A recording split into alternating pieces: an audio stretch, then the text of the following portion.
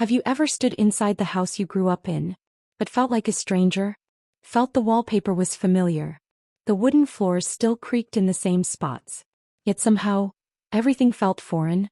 That was me the day my mother read her will.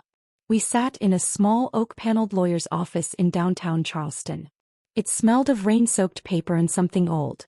My mother at the head of the table. My brother, Graham, beside her, his gray suit crisp, his cologne too strong.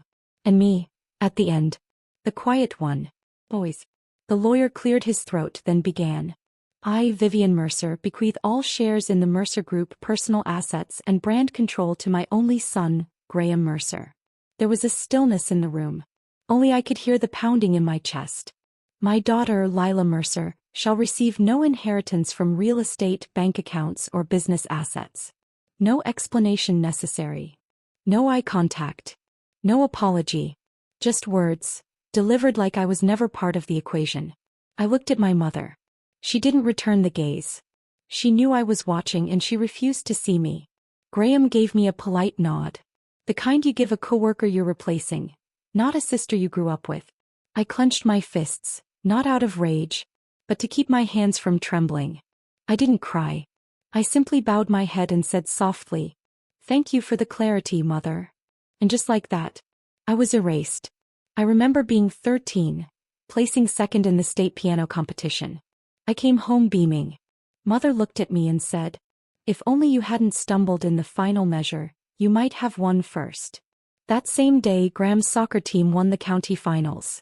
He came home late.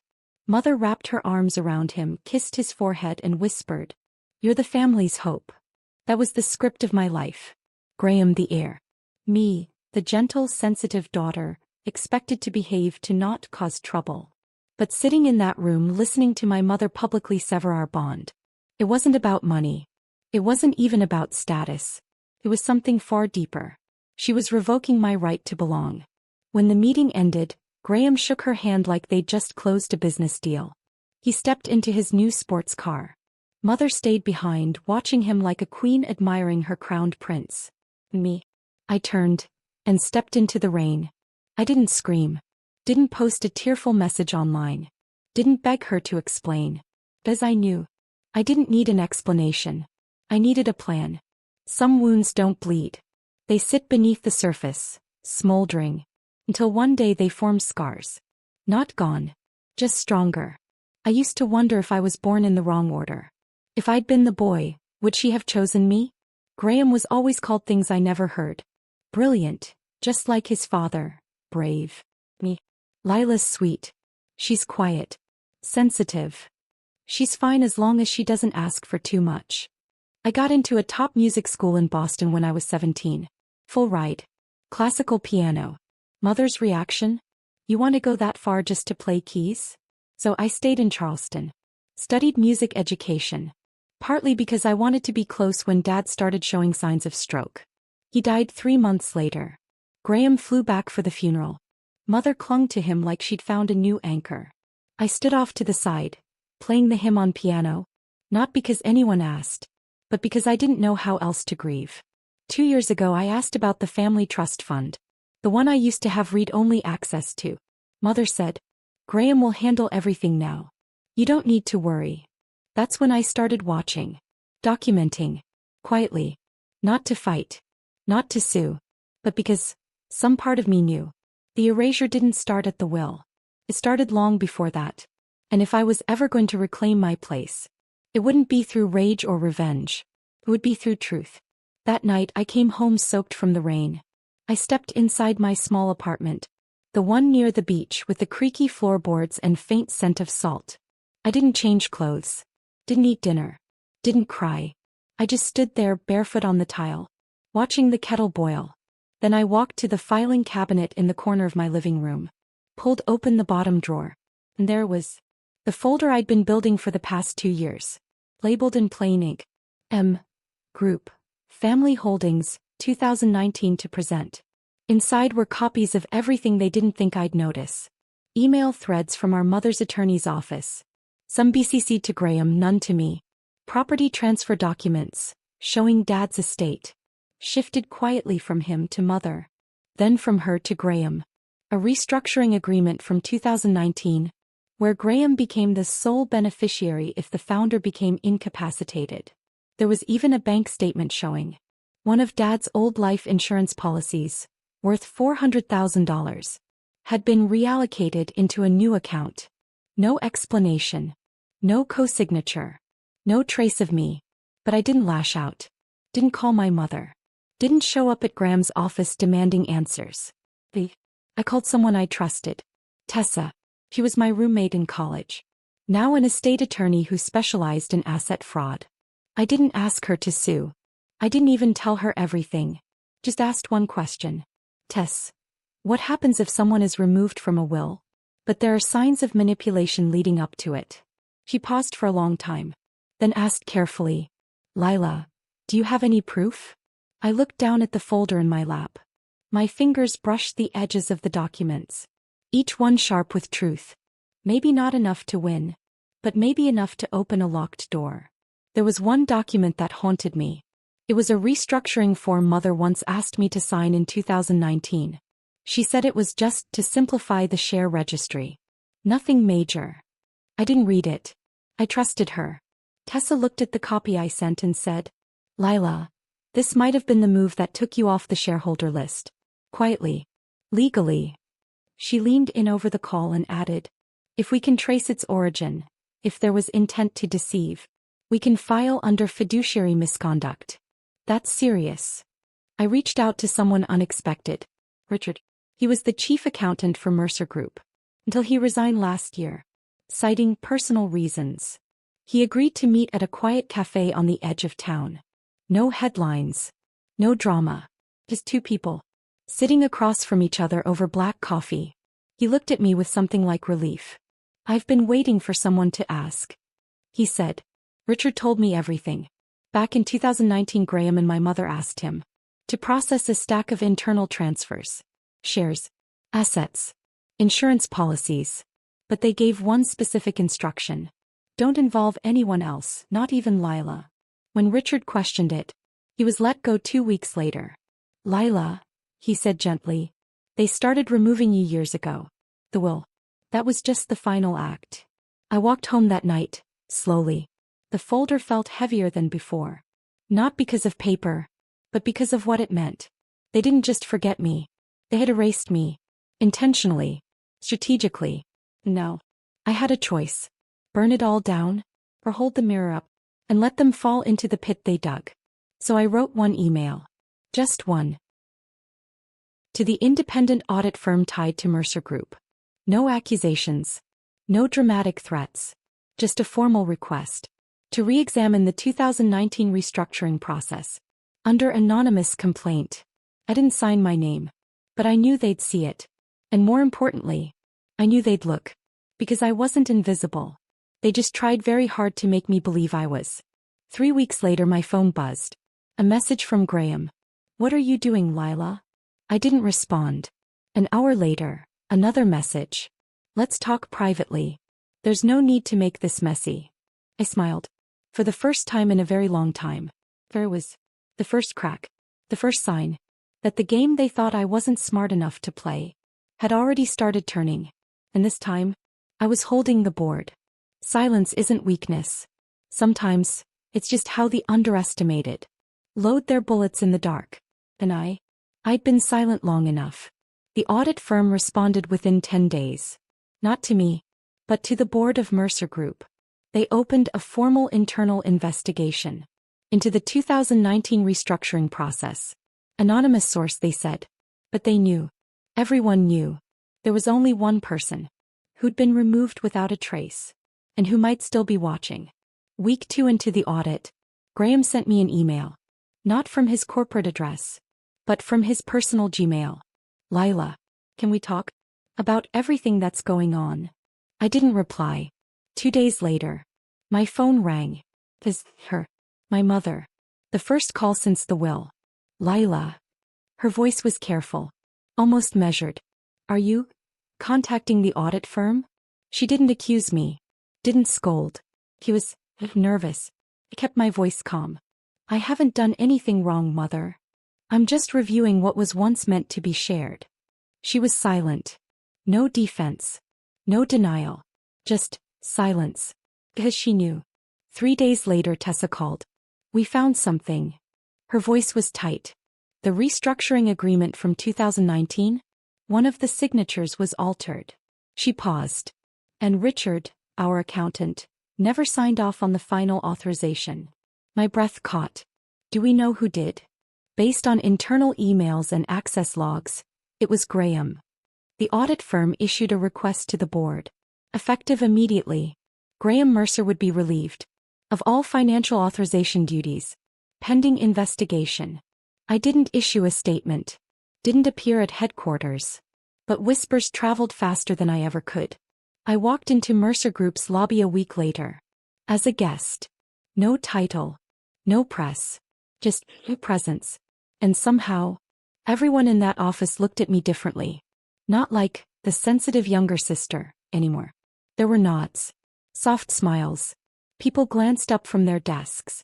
The way you do when you realize maybe someone's been underestimated too long. That night I was invited to dinner. Just the three of us. Mother, Graham, me.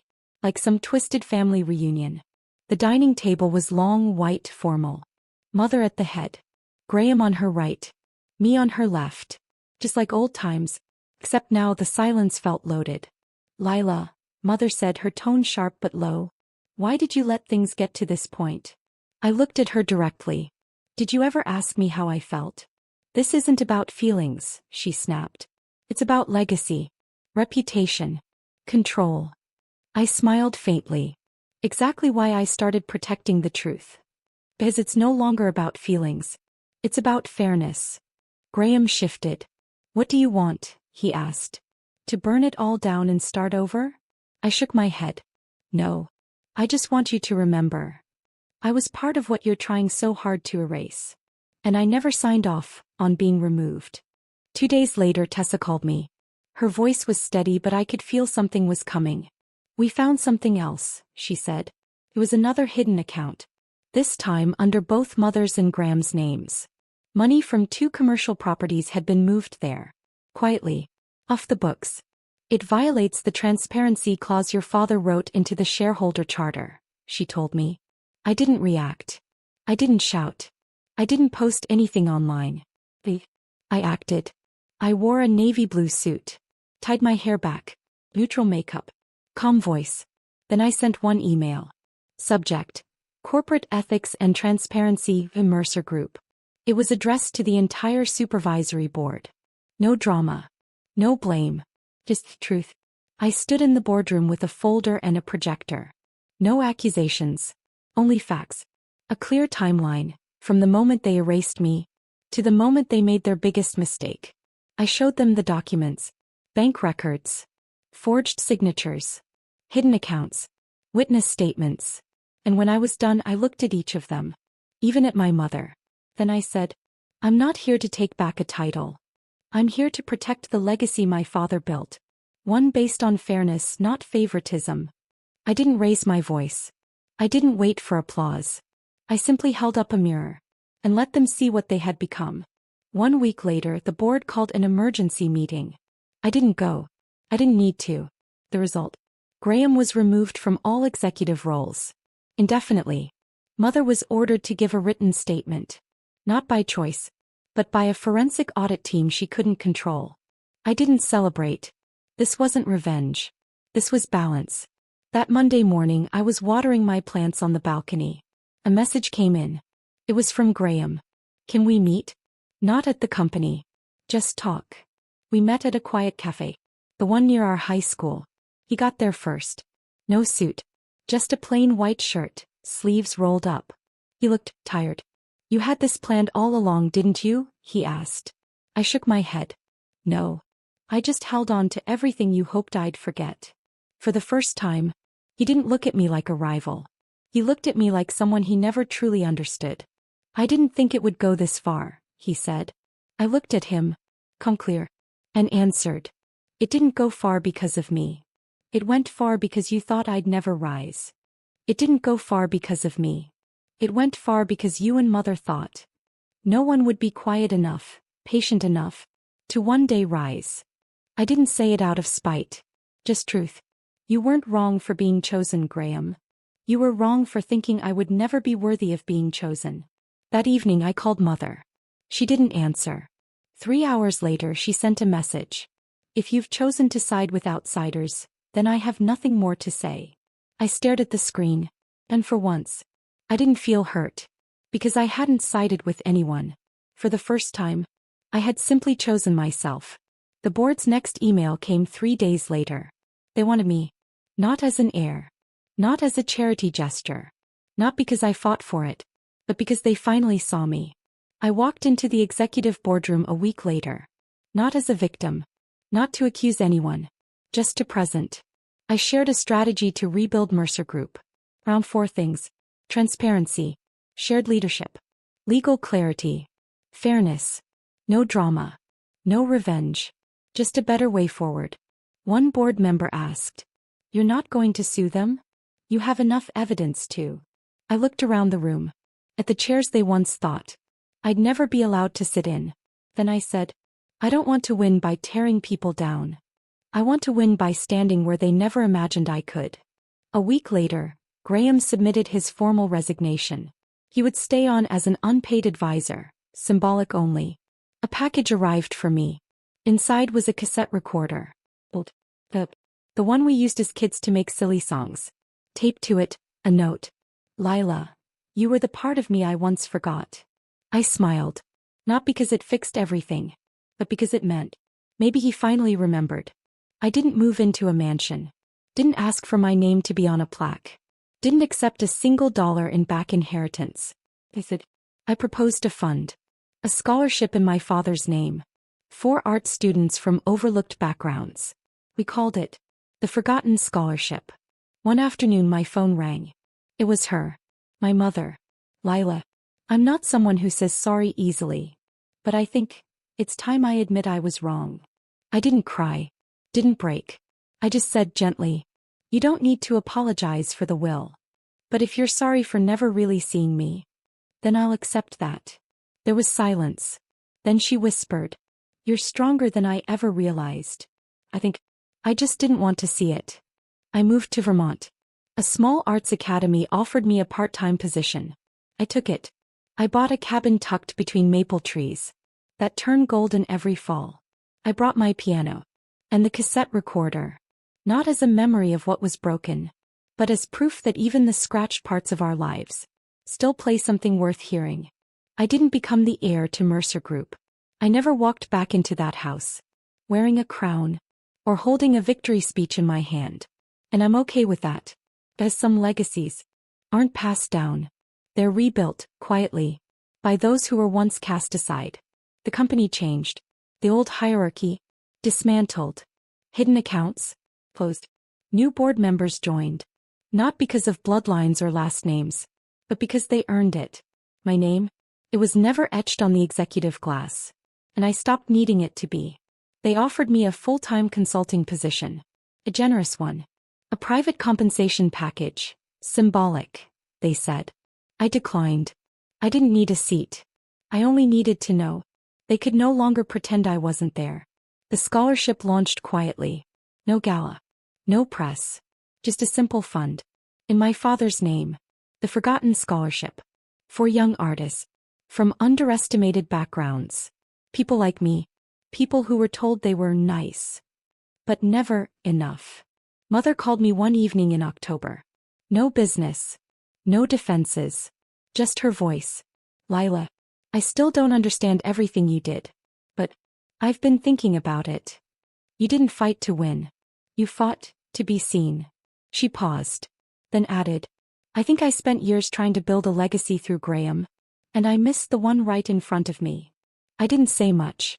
Sometimes, healing doesn't need words. Just willingness. Now my days are quiet. I teach music. I hike in the early mornings. I keep a few houseplants alive, barely. I play piano when it rains.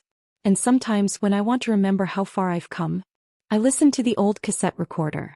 You can still hear our voices as kids, laughing, fumbling over lyrics, harmonizing without meaning to. We were messy, off-key, but we were real. I was once erased from a will. but they couldn't erase me from the truth. I don't need fortune to prove my value. I don't need a title to prove my strength. Because the loudest kind of resistance is the one prepared in silence and delivered with clarity. So if you've ever been forgotten, if you've ever been the erased one in your own story, I want you to know this. You are not invisible. You're just waiting for the right moment to appear. Some people inherit names. Some inherit power. But a few of us, we inherit nothing and still rise. And when we do, the world finally turns to face us. Not because we demanded it, but because we earned it.